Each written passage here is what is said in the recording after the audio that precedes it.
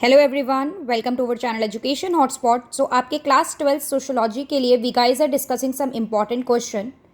You guys must be thinking कि why live session नहीं हुआ है आज। तो the reason behind that is आज इलेक्ट्रिसिटी का कुछ यहाँ पे प्रॉब्लम चल रहा है। एक इलेक्ट्रिसिटी कट है काफ़ी टाइम से। सो वाईफाई कनेक्शन प्रॉपर नहीं आ पा रहा है। That's why I was not able to take your live class. So हम यहाँ पे लाइव की जगह आप लोगों का मैं वीडियो फॉर्मेट में इसको अपलोड कर रही हूँ so that we can discuss और हम अपनी प्रिपरेशन जो है वो कंटिन्यूटी में रख सकें। तो these are some important question of the chapter change and development in rural society.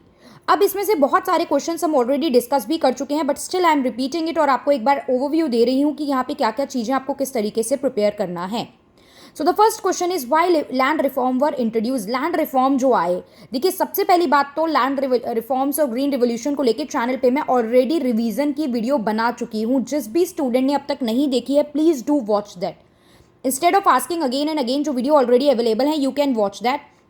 तो why land reforms were introduce, आप ये प्रिपेयर करोगे क्यों किए गए थे। देखिए प्रॉब्लम थी कुछ ना कुछ। लैंड मीन्स एग्रीकल्चर, फसल अच्छी नहीं होगी, किसी के साथ गलत ट्रीटमेंट करा जा रहा होगा, तभी तो उसमें चेंजेस की जरूरत है। सो दैट इज वाई यहाँ पे हमें चेंजेस देखने को मिले कि प्रोडक्टिविटी बढ़ानी थी, इसलिए इंट्रोड्यूस किया गया। एक्सप्लॉयटेशन जो हो रही थी फार्मर की, इसलिए, प्लस इक्वालिटी लाने के लिए।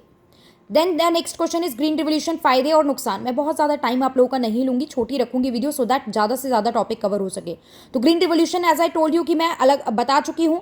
और जो थर्ड मैंने यहाँ पे क्वेश्चन लिखा है, what are different land reform, ये भी ऑलरेडी मैं उस पर्टिकुलर वीडियो में कवर कर चुकी हूँ कि आपके टेक्निकल रिफॉर्म आए थे। जो आपके टेक्निकल रिफॉर्म थे, ग्रीन रिवोल्यूशन था जिसमें लैंड सीलिंग था, रेगुलेशन ऑफ रेंट था, ये सब लैंड रिफॉर्म के पार्ट थे जो उसमें ऑलरेडी कवर है। Then we have question number 4, how agriculture contribute to the economic development. Agriculture come under primary sector, ये हमें पता है। इकोनॉमी की डेवलपमेंट कब होती है, जब इकोनॉमी में ग्रोथ देखने को मिल रही है, मतलब आपकी अर्निंग, जीडीपी, ये सब चीज़ें बढ़ रही हैं। तो मतलब 70% of the people, a major population of our country works under the agriculture sector. That's why it is important agriculture sector proper और better perform करे। agriculture sector में काम करने वाले लोगों की effectiveness और efficiency बड़ी मतलब increase होनी चाहिए, तभी जाके agriculture sector अच्छा contribute करेगा और वो in return आपकी कंट्री की ओवरऑल जीडीपी अर्निंग को बढ़ाने में हेल्प करेगा। उसके लिए वेरियस लैंड रिफॉर्म लाए गए हैं, प्लस हमें और भी major time to time government को अवेयरनेस प्रोग्राम, टेक्निकल इंप्रूवमेंट, ये सब करते रहना चाहिए in that particular sector. LPG again detail video available है। अगर डायरेक्टली ऐसे नहीं मिल रही है ना, तो आप लिबरलाइजेशन, प्राइवेटाइजेशन, ग्लोबलाइजेशन लिख के चैनल का नाम डाल दीजिए।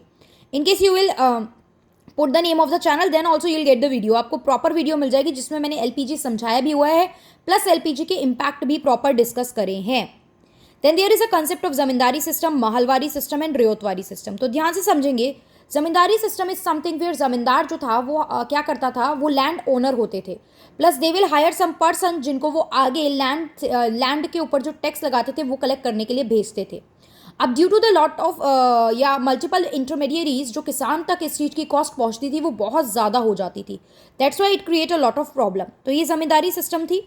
महलवारी सिस्टम, MAHAL, जो महल देख रहे हो, महल में क्या बोला गया कि पूरे विलेज को हम एक महल की तरह इंडिकेट कर देंगे और आप पूरे विलेज से जो टैक्स लेके, जो उनका पेमेंट लेके, डायरेक्ट पूरे विलेज का एक जो विलेज हेड होगा वो पर्सन सबमिट करेगा जाके आगे गवर्नमेंट को। इस सिस्टम में ये था। अब प्लस ये सिस्टम जो था ना, ये ओवरऑल हर जगह नहीं थे। कुछ सिस्टम कुछ स्टेट में है, कुछ स्टेट में कोई सिस्टम ज़्यादा पॉपुलर है, इस तरीके से भी बाइफोगेटेड थे। रेतवारी सिस्टम मतलब होता है कि इंटरमीडियरीज को हटा दो, सीधा किसान जाएगा और जाके ब्रिटिशर को अमाउंट सबमिट करेगा। RYOT, रेत मतलब होता है फार्मर। तो सीधा straight away farmer will go to the Britisher and will submit the particular जो भी अमाउंट ऑफ टैक्स होगा वो उनको वहाँ सबमिट करेगा। सो इन पे डिटेलिंग आ सकती है। देखो जमींदारी तो इंपॉर्टेंट है ही, बट महलवारी और रेतवारी को छोड़ के मत जाओ। आई डोंट थिंक अब मीनिंग समझ में आ गया होगा तो मुश्किल लग रहे होंगे। महल मीन्स विलेज, विलेज का एक हेड होगा, विलेज का वो हेड पूरे विलेज से कलेक्ट करके वो आगे पे करेगा। इससे होगा क्या, अगर विलेज में एक पर्टिकुलर पर्सन की भी फसल अच्छी नहीं हुई है तो बाकी विलेज मेंस जो हैं, बाकी विलेज के जो लोग हैं, they will manage for the time बी, वो उसको कंपनसेट कर सकते हैं चीज़ों को, ठीक है। Then have principle of globalization. Next important question is principle of globalization. So there are 4 principle which I mention here. मैंने properly यहाँ पे mention कर दिए हैं क्योंकि accurate इनको याद करना ज़रूरी है।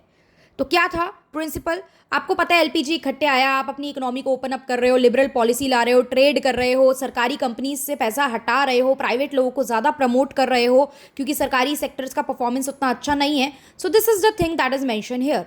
Opening up of the economy of the country for foreign investment बढ़ानी है। Reduce custom duty up to a maximum extent, एक हद तक कस्टम ड्यूटी आपको कम करनी है। पब्लिक एंटरप्राइजेस से पैसा वापस खींचना है और इन्वेस्टमेंट प्राइवेट सेक्टर में इनकरेज करनी है। So these four are the principal, जिसे आप एज इट इज याद कर लो। अगर प्रिंसिपल आते हैं तो आपको यही मेंशन करने हैं। Then comes the concept of contract farming. कल ही डिटेल में मैंने आपसे लाइव में डिस्कस करा था कि कॉन्ट्रैक्ट फार्मिंग क्या होता है।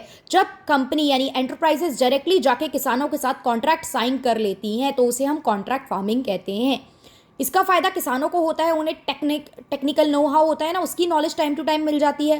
प्लस जो एंटरप्राइज और कंपनी होती है वो सीड्स प्रोवाइड करेंगी। प्लस एक श्योरिटी हो गई है कि आपका जो प्रोड्यूस मतलब जो भी फसल होगी वो आपका कंफर्म है। सेल सेफ्टी मतलब उसका जो प्रोडक्ट को लेके सेफ्टी है कि वो सेल हो ही जाएगा। आपको you need not to go and search the market for the selling purpose.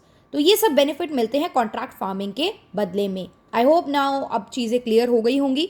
Market fluctuation से बच जाते हो, ये भी आप लिख सकते हो। देखो दोनों है, फ्लक्चुएशन से बचने में फ़ायदा भी हो सकता है, नुकसान भी हो सकता है कई बार, लेकिन हाँ फ़ायदे में भी हम लिख सकते हैं अगर हमसे फ़ायदा पूछा जाए तो ये है question change and development in rural society के। आई होप ये सब क्लियर हो गए होंगे। एक बार कोशिश करो, अगर लिख रहे हो तो मुझे सबमिट कर दो, नहीं लिख रहे हो तो एक कंसेप्ट अपने माइंड में ही बिल्डअप कर लो। इसी तरीके से मैं और क्वेश्चंस और चैप्टर के इंपॉर्टेंट टॉपिक भी आप लोगों के साथ डिस्कस करती हूँ, सो दैट हम लोग आज मैक्सिमम क्वेश्चंस जो है वो कवर कर लें। So that's all for this video. In case you guys have any doubt then you can ask that.